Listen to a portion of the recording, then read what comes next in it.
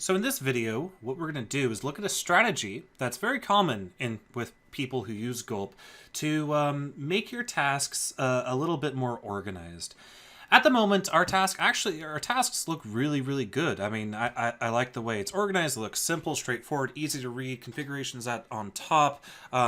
The different dependencies are all in one place, and then we have our more powerful tasks down at the bottom. I do like that sort of organization, but at the end of the day, your Gulp file might grow. There's so much stuff that it can do. I know I've said that a million times, but it's true. Just go search npm for anything tagged Gulp, and you will see you can do a whole lot with it. So if your Gulp file starts to become large, you're going to start thinking about breaking it up into other files. And like I said, this is something that a lot of people do already. So you're going to have to be aware of this organizational structure in order to be able to read potentially other projects. Now, personally, like this file, I would not break apart into multiple files, but I do want to show the technique because it lets us investigate another awesome npm package, and it would be appropriate when your Gulp file grows big. So let's go ahead and get started. If you wanted to go ahead and make this file, if you wanted to go ahead and break this file into other files, you could do so and simply require in the individual files and everything will work awesomely. But there is a great npm package called require_dir. So require_dir, what it does is you point it to a directory and it loads up all the files in that directory and executes them. And that kind of sounds like a very nice way to go with this. So we can create a directory, separate our Gulp tasks out however you want. Maybe you want to have a development Gulp file, a production one, or maybe you want to split it up into styles and scripts and HTML tags or whatever. Maybe you want to do one file per task. Some people do that as well. And this gives you the flexibility of doing that without having to manually go into your Gulp file and add a bunch of requires every time you add a new file. So it just goes into a directory and just grabs everything from it and returns it and executes it. And that's exactly what we want. So we're going to use this package to our advantage for making our Gulp file a little bit more structured. So let's go ahead and do that. What I'm going to do is up here, I'm going to create a new folder and I'm going to call it build. And the build folder is what I'm going to start putting the files that we're going to create. And there's going to be a handful of files that we're going to create in this folder. And in this case, I'm going to go ahead and right click and select new file. And I'm going to create Config.js. Not surprisingly, Config.js is going to include, let me go ahead and full screen this so we have some more screen real estate. Config.js is going to include our configuration that we've already defined here. But because this is a common JS module, we have to export it. So what I'm going to do is I'm going to do module.exports equals, and then I'm just going to grab this whole JSON object and paste it in right there. Now remember, I already covered this in an earlier video, but if you skipped it, you cannot do exports equals. That will not work. You must do modules .exports equals, and then you can just do your little JSON object. Now, Node is actually capable of loading in straight up JSON files if you wanted to do that. I generally prefer to keep things in JS files and using module.exports. And the reason why is because there could come a time where we might want some JavaScript logic in this file. Maybe we want to loop over a bunch of things, or maybe we want to, in some configurations, you might have like a list of dependencies. So like jQuery, Browserify, or jQuery, Lodash, whatever. And then you might want to add additional configuration options for each one of those dependencies. So by keeping this as a JS file, we can execute code, but when we import it, all we're going to get is the final compiled config file. So that's our config file. Let's go ahead and create a default file. So I'm going to create a new file, and it's going to be called default.js. So in this case, I am creating a file for a specific task. Now, the drawback to this is that we will have to re-import Gulp and all of our plugins on each file. The benefit, however, is that we have Gulp load plugins. So pretty much all we have to do on each one of these files is say Gulp, var Gulp equals require, nope, there we go, Gulp, and then say money equals require Gulp load plugins. So we're just going to have to put this on the top of each one of these files that we want to add tasks to. So let's go ahead and do our default. So I'll just put in our default right there, and that's our default task. Now you have to make a decision. Are you going to group it by environment, or are you going to group it by resource type? What I mean by that is, do we want to create a development file that contains all of these guys, or do we want to create a file that contains just the styles for both dev and prod? The way I'm going to go with it is, in my default file, I am actually going to go ahead and plop in our dev and our dev watch tasks, as well as our prod task. So our prod task being this one right here. And the reason for this, of course, right here, our dev watch is a that function that we'll also have to pull over.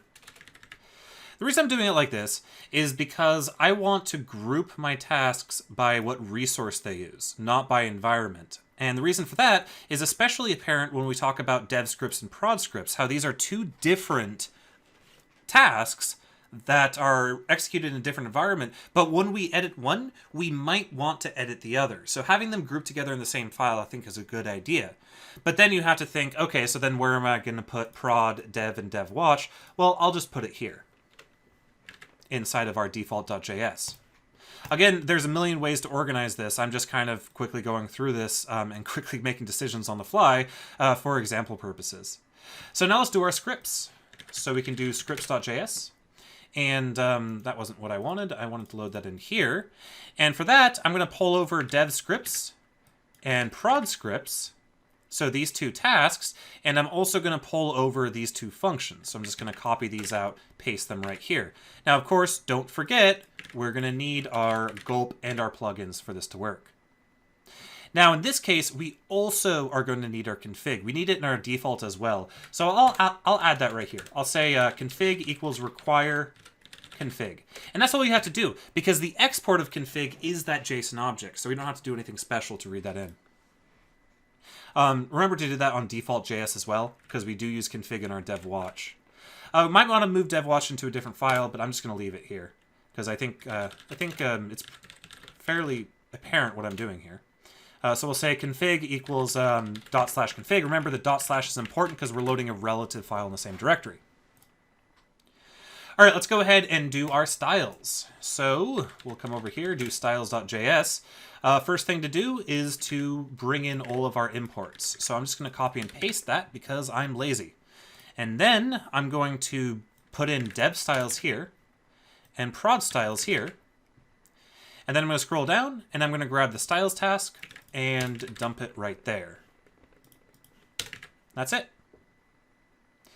So you could definitely nest these different files if you wanted to in different folders. I've seen people do that as well when they have a particularly large amount of tasks in Gulp.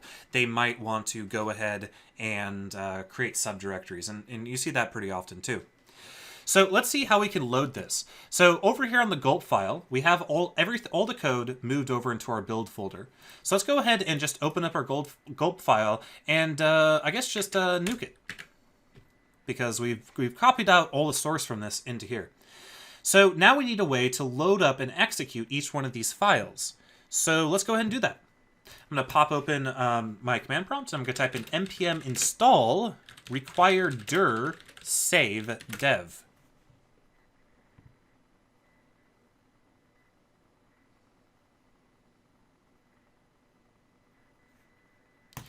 And now for my Gulp file, it'll simply be require dir equals require dir. And then I'm going to execute it. In fact, we don't even need to do that. We can just do require dir and then execute it right here. And we can pass in options if we want to. Well, we have to pass in, first of all, the directory we want to include, which is build. And we can also pass in options such as recurse is true. You can look at all the other options for require dir on the npm site, but recurse, basically what that does is it'll go and find nested folders and files. And that's it. So if I pop this over here and I open up my command line, I should now be able to type in Gulp tasks. Ugh.